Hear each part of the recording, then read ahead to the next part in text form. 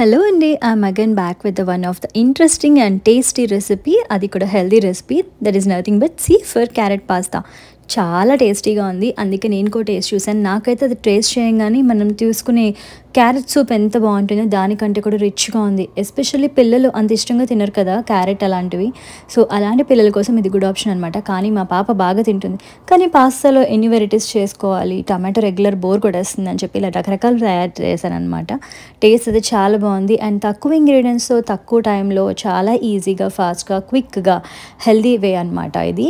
And lunch బాక్స్కి అయితే చాలా బాగుంటుంది. ఎందుకంటే లోపల మనం పాస్తా లోపల కూడా సూపీగా వెళ్ళిపోయిందనమాట.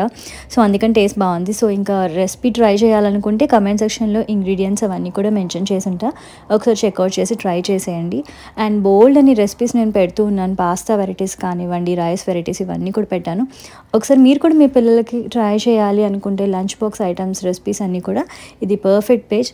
సో ఇంకా లేట్ ఎందుకు ట్రై చేసి ఎలా వచ్చింది చెప్పండి. Don't forget to follow my page.